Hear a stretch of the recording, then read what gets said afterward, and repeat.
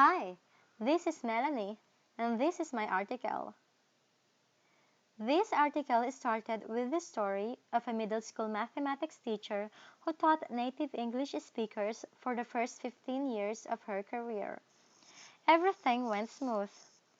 But as immigrants from other countries moved into the community, she realized that she was not prepared to teach math to students who were English language learners.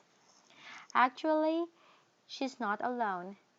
The recent growth of the ELL population in the U.S. has challenged teachers to identify effective strategies to meet the needs of ELL students. Sadly, many teachers decided to use simple language when presenting their lessons to ELLs because they think that it's the best thing to do.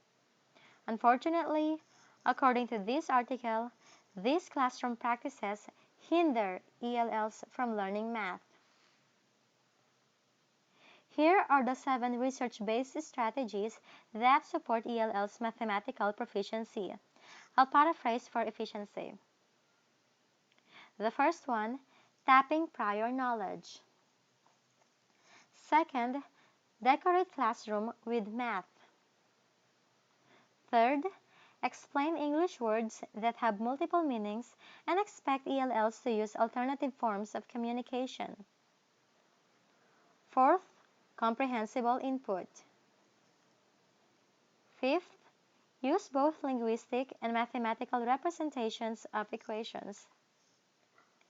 Sixth, don't erase. Give ELLs time to review at their own pace. And lastly, explain mistakes and give ELLs a chance to correct them.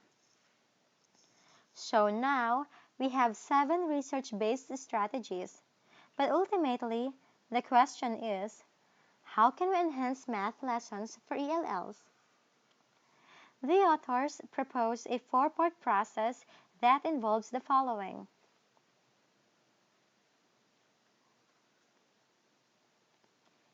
Individually, these steps seem fairly simple, but incorporating all of them is challenging, complex, and takes time to learn. Let's look at some real-life examples of these steps.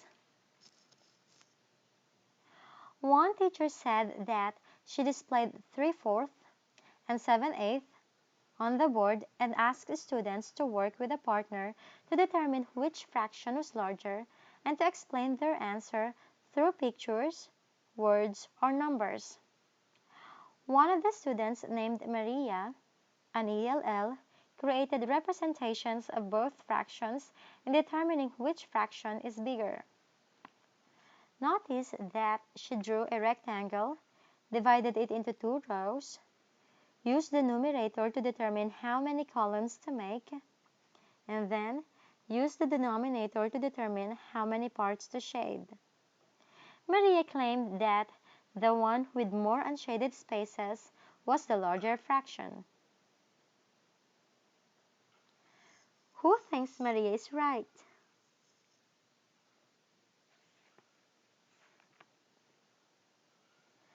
Who thinks Maria is wrong? Well, actually, Maria is both. She got the right answer, but it was only luck because her method is wrong. If you look at her drawings, you'll notice that the illustration on the left is 8/14 and the illustration on the right is 4/6. Giving Maria the opportunity to draw a representation of her understanding illustrates strategies 3, 4, and 5. Maria doesn't understand the significance of numerator and denominator, and the teacher needs to work on those concepts.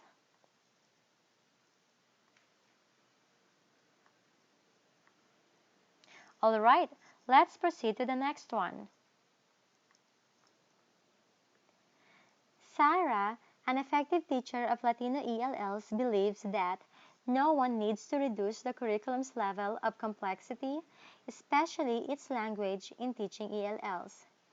She used these strategies 2, 6, and 7. Sarah does not avoid using mathematical vocabulary.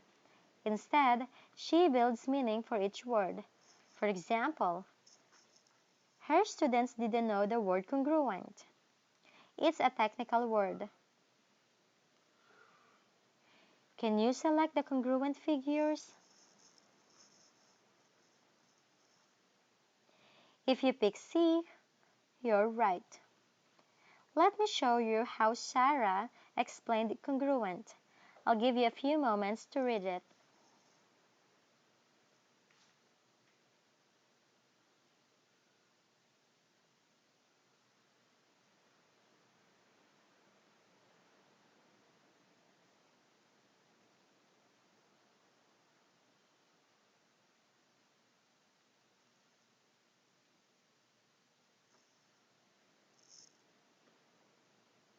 Notice how she reinforced their words with math terms.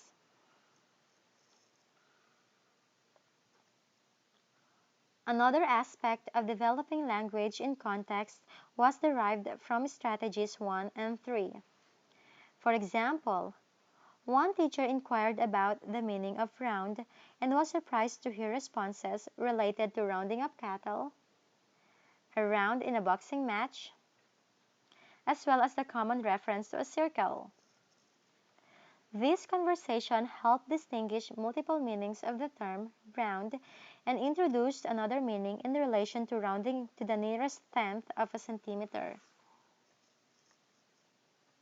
Next,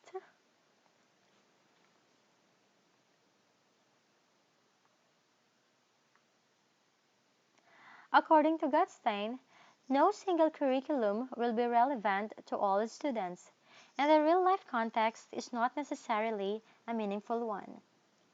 That's the whole point of diversity. Different kids need to be taught in different ways. Not everyone can relate to the same example. For example, one teacher brought letters and postage stamps into her lesson. Because her students had never used postage stamps or visited a post office, they asked, "Are they like food stamps?" This is a good reminder for us all. Context matters. Language requires less explanation if it comes from a familiar context.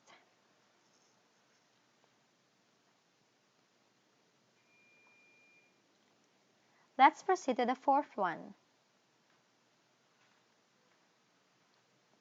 Many ELLs have a high affective filter. According to this article, teachers can help these ELLs by making them feel like they belong in the classroom. It is also helpful to encourage them to interact with their classmates in order to increase their classroom contributions.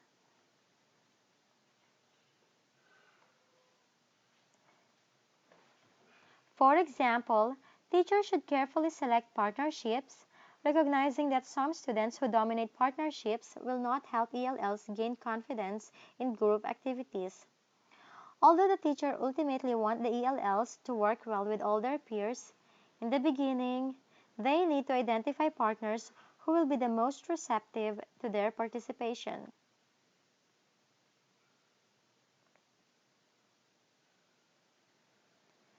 Hopefully, once they experience sharing their work, they'll realize that it's not that hard and they can do it again. We're almost done. In conclusion, teachers need to support language and math development, enhance math tasks, and encourage EL interactions in the classroom. Remember, the investment will be worth it when teachers witness the success of ELs in learning mathematics.